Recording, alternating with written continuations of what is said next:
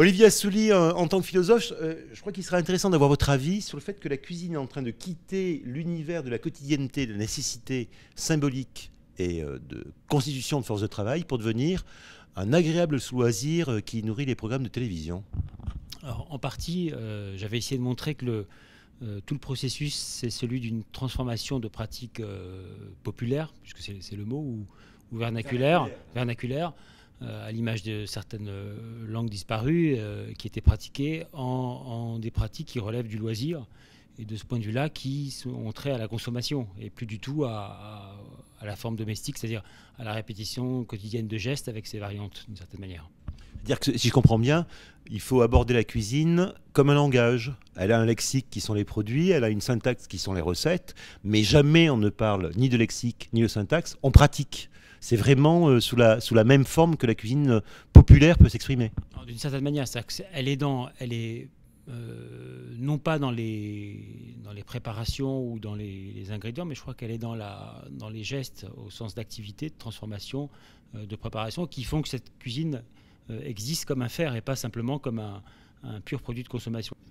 Mais est-ce que ça veut dire... D'une certaine manière, le restaurant, dans la forme qu'on lui reconnaît un peu sacralisée, consacre au fond la consommation précisément parce qu'il développe aussi cette passivité de celui qui mange.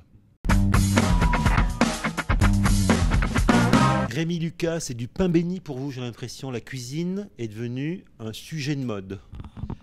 La cuisine est un sujet de mode pour plein de raisons, parce que il y a une identité française. On a l'impression d'être tous des mangeurs, tous des cuisiniers, et d'avoir tous notre mot à dire sur ce que c'est que la cuisine. Je pense qu'on a beaucoup mis en lumière les chefs qui sont passés insidieusement d'un rôle d'interprète d'un patrimoine connu, d'un répertoire connu, à celui de compositeur, d'artiste créateur, et que forcément la lumière se met dessus.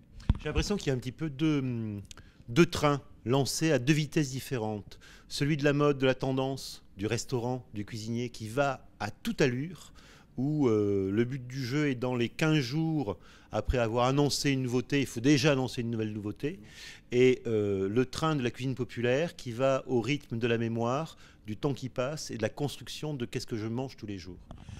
D'une certaine manière, il y a effectivement la cuisine qui est mangée et la cuisine qui est dite un petit peu. Il y a la cuisine qui est mangée, qui est partagée, qui est celle qui représente l'essentiel de nos repas et qu'on a un peu tendance à minorer parce qu'on estime que elle est quotidienne et du coup elle mérite pas. Elle est commune, exactement. Et elle mérite. Olivier Assouline dit vernaculaire. C'est le grand frère. Elle est vernaculaire. Elle est dans la mémoire. Et on n'a pas l'impression que c'est quelque chose d'extraordinaire. On a toujours fait comme ça et on voit pas pourquoi aujourd'hui on pointerait le doigt dessus.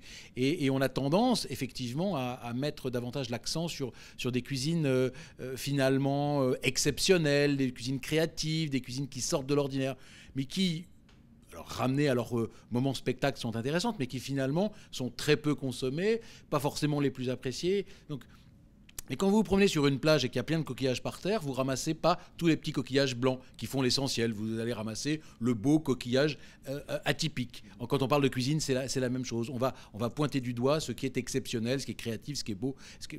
Et ça n'est pas l'essentiel de ce qu'on mange, loin de là. Alors, ça veut dire quoi? Qu'il faudrait ramasser les petits coquillages blancs abondants de la cuisine populaire et quotidienne?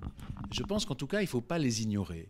Bien sûr, et on a l'impression souvent de passer à côté de choses un petit peu simples, un petit peu sobres, ternes même parfois, en disant est-ce vraiment la peine d'en parler? Et quand on s'y attache, quand on les regarde de près, la réponse est oui.